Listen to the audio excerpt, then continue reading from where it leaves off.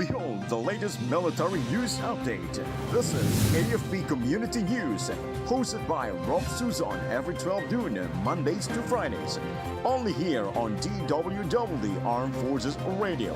One AFP for a stronger Philippines.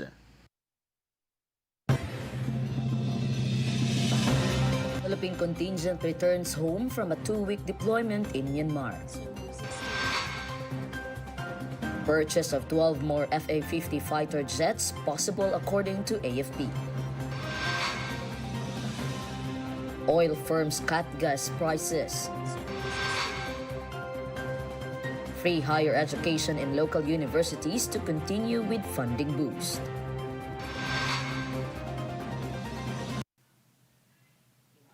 Listen for free on YouTube.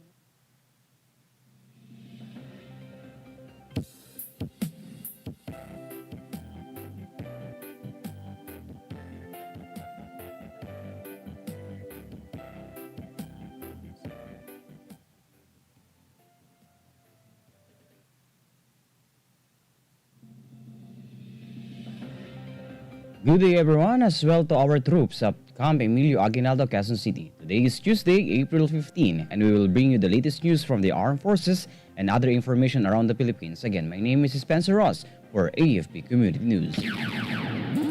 DWDD Armed Forces News. For the details of our news for today, the Philippine Interagency Humanitarian Contingent returned home following a 2-week deployment to Myanmar. The contingent composed of 89 personnel from various government agencies, including Philippine Air Force, Philippine Army, Bureau of Fire Protection, Metropolitan Manila Development Authority, Department of Environment and Natural Resources, and Philippine Medical Assistance Team from the Department of Health, departed in 2 batches on April 1 and 2, 2025, and arrived back at Colonel Jesus Villamor Air Base, Pasay City. A welcome ceremony was held and graced by Secretary of National Defense, Honorable Gilberto C. Chodoro Jr., together with the Department of Health Secretary Chodoro J. Herbosa, Civil Defense Administrator and OCD Undersecretary Ariel Nepusemo, Chief of Staff Armed Forces of the Philippines, General Romeo S. Browner Jr., Philippine Army, and Commanding General of the Philippine Air Force, Lieutenant General Arthur M. Cordura, Philippine Air Force, and representatives from various partner agencies. Meanwhile, the mission highlights the Philippines' readiness to extend humanitarian assistance beyond its borders and strengthens regional cooperations through unified interagency efforts. DWDD Armed Forces News. Meanwhile, the AFP Chief of Staff, General Romeo Browner Jr., stated that the Philippines could acquire an additional 12 FA-50 fighter jets to strengthen the country's defense. According to the Chief of Staff, the addition of 12 FA-50 jet fighters is likely possible because it is already in the pipeline, and the AFP is still in the process of determining which one the force can get according to the physical space and according to how they can afford those platforms. Browner also welcomed the news that the United States government approved a $5.58 billion sale of 20 F-16 fighters to the Philippines, although there is no final decision regarding the matter. Meanwhile, it can be remembered that on July 2024, President Ferdinand R. Marcos Jr. approved the plan to buy a more multi-role fighter jets. Armed Forces Radio. For other updates, let us hear from the details about global platform label affirms Philippine sovereignty on West Philippine Sea. Gone for the details, Terence. Speaker Ferdinand Martin G. Romualdez welcomed Google Maps' recognition of the West Philippine Sea label, calling it a strong affirmation of the Philippines' sovereign rights and the increasing global support for its maritime claims. Speaker Romualdez said that the proper and consistent labeling of the West Philippine Sea on the widely used platform Google Maps is welcome news for every Filipino. He added that this simple yet powerful update reflects the growing global acknowledgement of the Philippines' sovereign rights over the maritime areas within our exclusive economic zone, or EEZ.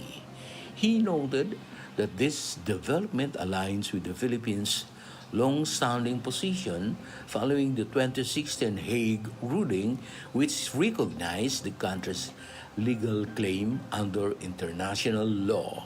He added that Google's decision to reflect the West Philippine Sea label is more than a map update, a geopolitical formation, and this platform shapes global consciousness, and this recognition adds significant weight to our cause.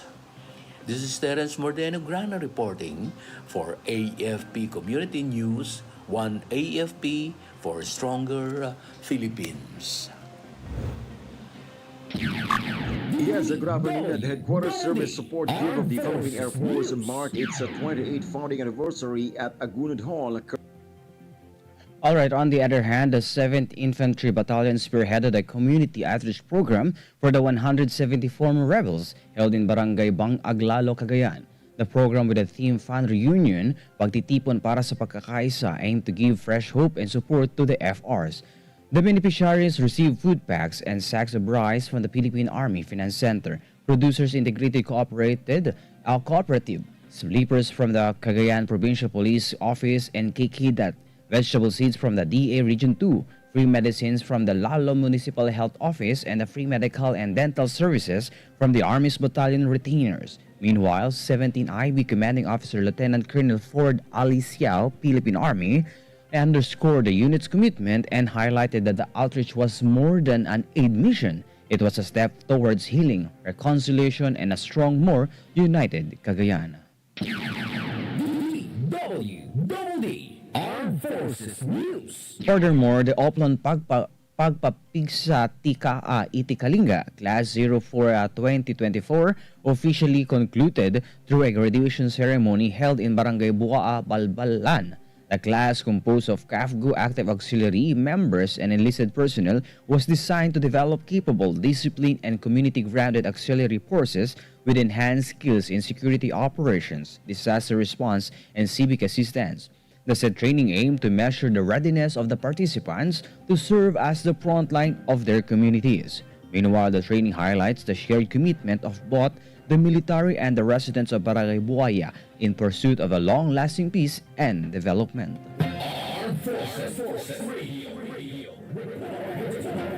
Alright, on the other line, let us hear more from Meljoy about the Philippine Air Force and Pilipakaf engaged in expert exchanges for Cope Thunder 25-2021. Yes, Spencer, the Philippine Air Force, in partnership with the U.S. Pacific Air Forces, conducted a series of subject matter expert exchanges as part of Exercise Scope Thunder Philippines 25-1.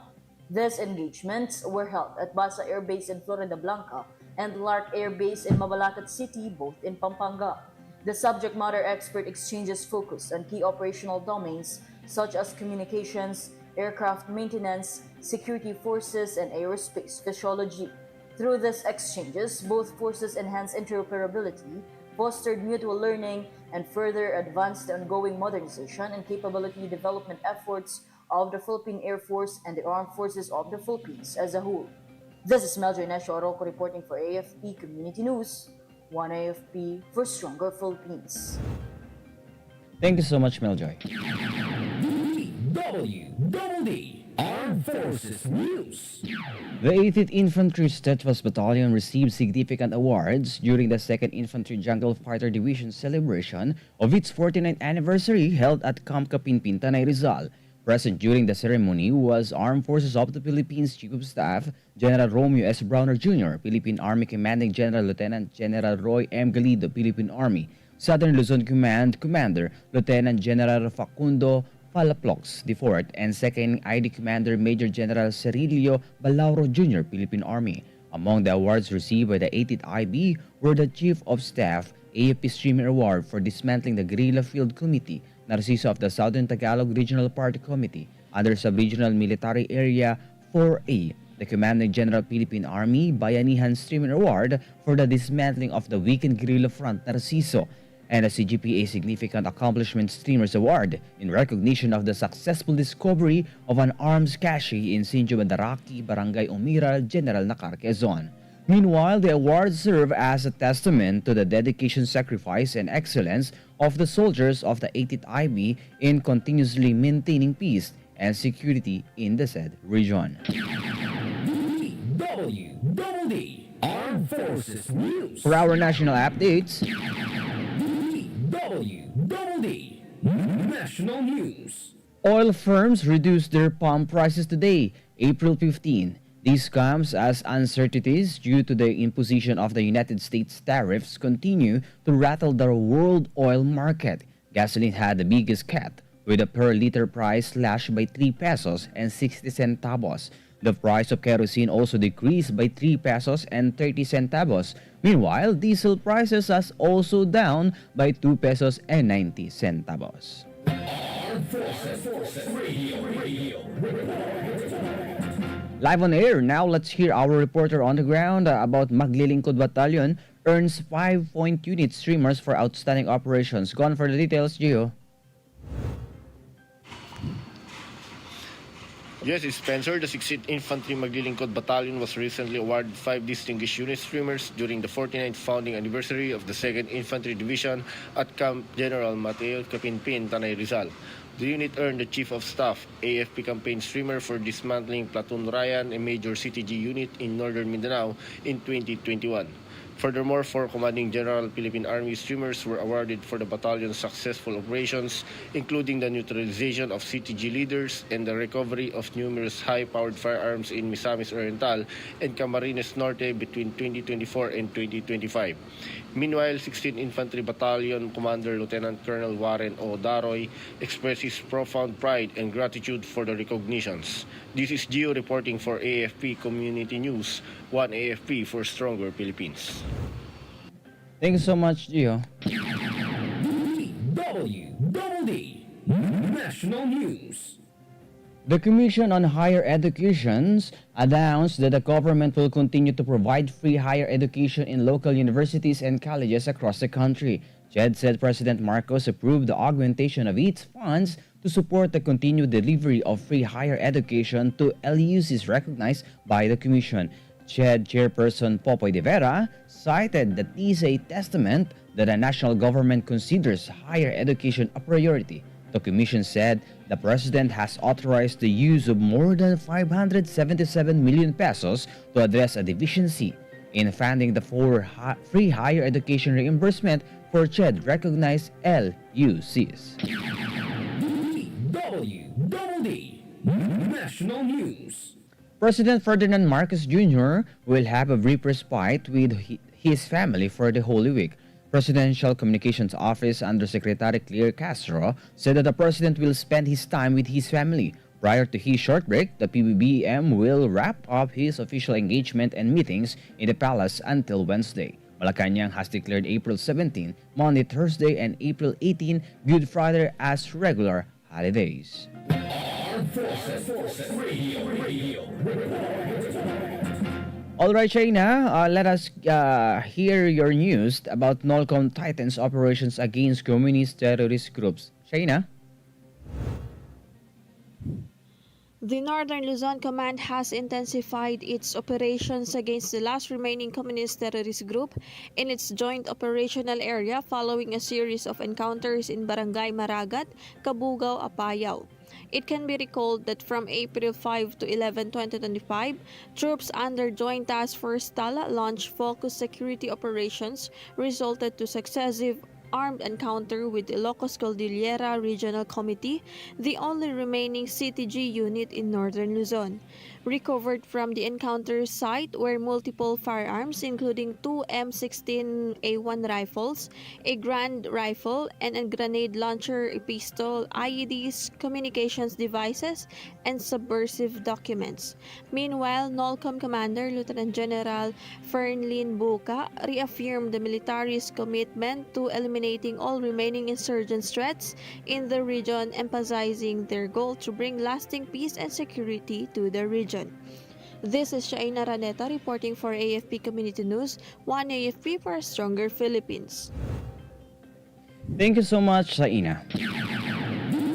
DWDD National News. Malacanang issued Memorandum Circular number 81 allowing half-day work from home setup for government employees tomorrow, Holy Wednesday. The palace said that they have to provide government employees the full opportunity to properly observe Monday, Thursday, and Good Friday. This will also allow them to travel to and from the different regions in the country. However, agencies whose function involve the delivery of basic and health services, preparedness or response to disasters and calamities, and or performance of other vital services shall continue with their operations under use working arrangement and render the necessary services.